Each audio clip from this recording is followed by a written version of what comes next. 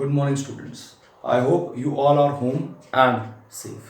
Now we'll continue with the next topic, that is investment and components of investment for class +2 macroeconomics. पहले समझते हैं investment क्या है. हम बेसिकली अकाउंट्स में भी पढ़ते हैं कि जो पैसा हमने बिजनेस में लगाया उसको कैपिटल बोलते हैं, उसी को बोलते हैं इन्वेस्टमेंट. लेकिन इकोनॉमिक टर्म्स में हम थोड़ा सा डिफर करके चलते हैं. वो डिफरेंस क्या है? वो डिफरेंस है कि हम उसको इन्वेस्टमेंट उस चीज को काउंट करेंगे जो कैपिटल नहीं है, कैपिटल फॉर्मेशन है. इसका मतलब चेंज इन कैपिटल. अब उसका मतलब क्या है? मतलब ये है कि अगर 2019 अप्रैल की स्टार्टिंग में आपके पास 2 मशीन्स थी, क्लियर है, और आज 31 मार्च 2020 को आपके पास टोटल 5 मशीन्स हैं, तो क्लोजिंग स्टॉक कितना है? 5. ओपनिंग कितना था? 2. इसका डिफरेंस कितना है? 3. तो इस साल का इन्वेस्टमेंट या कैपिटल फॉर्मेशन या चेंज इन कैपिटल स्टॉक उसको बोलेंगे हम इन्वेस्टमेंट. इसका मतलब 3 मशीन्स. Getting my point? तो समझते हैं ये क्या कहता है. देखिए, investment it refers to the increase in stock of capital या capital stock during the year. इसीलिए हम इसको बोलते हैं कैपिटल फॉर्मेशन. तो जो एग्जांपल हमने लिया, आज हमारे पास टोटल 5 मशीन्स हैं, वो क्या है? कैपिटल. लेकिन इस साल में हमने 3 और मशीन्स ऐड करी, वो क्या है? Capital formation. क्लियर है? या इंक्रीज इन कैपिटल स्टॉक या change in capital stock. It refers to addition of capital stock of an economy during the year. पूरी इकोनॉमी में जितनी भी हमारी कैपिटल फॉर्मेशन इन्वेस्टमेंट हुई इस साल में एडिशनल, उसको बोलेंगे हम इन्वेस्टमेंट या कैपिटल फॉर्मेशन. अब पढ़ते हैं इसके कंपोनेंट्स. इसके मेजर 2 कंपोनेंट्स हैं. The very first is gross fixed investment. Fixed example machinery, जिसका दूसरा नाम है ग्रॉस फिक्स्ड कैपिटल फॉर्मेशन. देखो, ग्रॉस फिक्स्ड सेम है. इन्वेस्टमेंट का हमने दूसरा नाम क्या लिया? Capital formation. सेम हियर, हम इन्वेस्टमेंट का दूसरा नाम क्या ले रहे हैं? Capital formation. Example machinery, tools, equipments, implements, इनको हम बोलते हैं फिक्स्ड इन्वेस्टमेंट. क्या बोलते हैं जी? Fixed investment. मैं लिख देता हूं, आपको इजी रहेगा. टूल्स, इक्विपमेंट्स एंड इंप्लीमेंट्स, ये क्या है? हमारे फिक्स्ड कैपिटल के या फिक्स्ड इन्वेस्टमेंट के एग्जांपल्स. अब स्टडी करते हैं हमने डिफरेंस कैसे निकाला, जो मैंने आपसे पहले डिस्कस किया.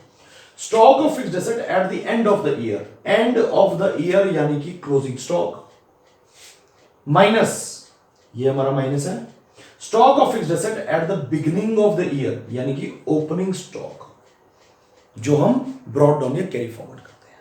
क्लियर है जी? अभी क्या कहता है? इसको बोलते हैं change in stock of fixed assets या इन्वेस्टमेंट या कैपिटल फॉर्मेशन. एग्जांपल देखते हैं. इस साल के एंड में देखो, क्लोजिंग स्टॉक आपके पास 31 मार्च 2020 को you had 5 machines, and when you started this financial year, that is on 1st of April 2019, तो यू हैड 2 मशीन्स.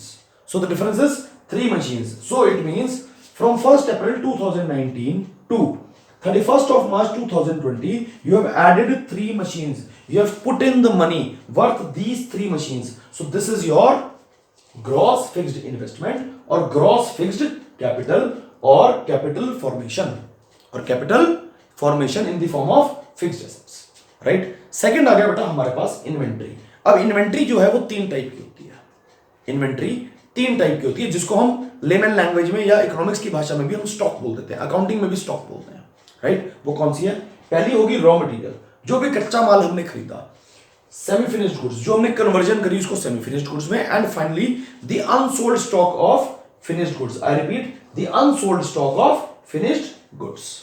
क्लियर है जी? अब इसकी कैलकुलेशन भी सेम रहेगी, सिर्फ हम क्या करेंगे, इसी फॉर्मूले में फिक्स्ड एसेट की जगह हम स्टॉक या इन्वेंट्री स्टॉक लिख देंगे. देखिए कैसे. So inventory investment is equal to inventory stock at the end of the year यानी कि क्लोजिंग स्टॉक, जो हमने यहां पढ़ा, at the end of the year या closing stock. The formula is same, the words would change, the terminology would change, fixed assets और inventory stock. उसके बाद minus inventory stock at the beginning of the year, it means opening stock. See the formula is same. Right? यहां पर वो क्या बना हमारे पास बेटा? Change in stock of fixed asset. यहां पे क्या बना? चेंज इन स्टॉक या change in inventory stock. Now the point to be noted here is and kept in mind is when we talk of inventory investment, we can write either inventory or stock or inventory stock. But when we talk of fixed assets, we need to mention the stock of fixed asset. We cannot mention the closing stock or opening stock. We have to mention fixed assets, right? Now comes the significance. What is the significance of fixed investment and inventory investment? याद रखो बेटे, fixed investment हमारी productive capacity को बढ़ाता है. It means हमारी production को increase करता है. हम इसको बोल सकते हैं प्रोडक्टिव कैपेसिटी. दिस मींस कि मेरी एक मशीन 1000 यूनिट्स को बनाती है, तो 31 मार्च 2019 तक मेरे पास 2 मशीन थी. मेरी एनुअल प्रोडक्शन थी 2000 यूनिट्स की. आज मेरे पास टोटल कितनी है? 5 machines. I have added 3. So this means आज मेरी प्रोडक्टिव कैपेसिटी कितनी है? 5000 यूनिट्स, क्योंकि एक मशीन एक साल में 1000 यूनिट बनाती है. ठीक है जी. तो 2 मशीन्स के हिसाब से कितनी हुई? 2000 यूनिट्स, और 5 मशीन्स के हिसाब से 5000 यूनिट्स. तो हमारी प्रोडक्टिव कैपेसिटी कितनी बढ़ी? 5000 माइनस 2000, ये तो पहले थी ना. तो इट इज 3 मशीन्स और 3000 यूनिट्स पर ईयर. तो ये बढ़ाती है हमारी प्रोडक्टिव कैपेसिटी. इट मींस हमारा आउटपुट जो है वो इंक्रीज होगा, विच रिवील्स और shows a sign of growth and development in the economy. क्योंकि हमारा जीडीपी, ग्रॉस डोमेस्टिक प्रोडक्ट, जो हम पहले पढ़ चुके हैं, वो इंक्रीज हो रहा है. Next comes the inventory investment. अभी क्या कहता है? It helps in coping up with the uncertainties of market. अब वो अनसर्टेनिटीज क्या है और किस वजह से है? Example, shortage of supply. अब मैं आपसे बात करूंगा, the whole world is facing a problem of कोविड-19 राइट नाउ. तो क्या हुआ? जिसके पास इन्वेंट्री बची हुई थी वो सप्लाई कर पा रहा है. क्यों? अगर आज हमारे मैन्युफैक्चरिंग यूनिट्स बंद हैं तो डिस्ट्रीब्यूटर, रिटेलर क्या कर रहा है? वो अपने इन्वेंट्री स्टॉक में से इस अनसर्टेनिटी को मीट कर पा रहा है. गवर्नमेंट इस अनसर्टेनिटी को मीट कर पा रही है. आप देखिए, एफसीआई जो है वो क्या करता है? वो फार्मर से व्हीट खरीदता है, राइस खरीदता है, पल्सेस खरीदता है. उनके पास स्टॉक पड़ा था. तो अब क्या हुआ कि जिन पुअर पीपल को, बिलो पॉवर्टी लाइन पीपल को, लेबरर्स को जो रजिस्टर्ड हैं, उनको जो भी सपोर्ट करनी है, तो गवर्नमेंट अपनी उस इन्वेंट्री का आज यूज कर रही है. तो ऐसी अनसर्टेनिटीज के से हम मीट कर सकते हैं. एग्जांपल मैंने बोला शॉर्टेज ऑफ सप्लाई, और एक्सपेक्टेड और अनएक्सपेक्टेड राइज और फॉल इन डिमांड. अगर मैं एक्सपेक्ट कर रहा हूं कि एकदम से, या नहीं एक्सपेक्ट कर रहा कि एकदम से राइज आ गया डिमांड में, जैसे अब आया, तो इन्वेंट्री है तो दे पाए.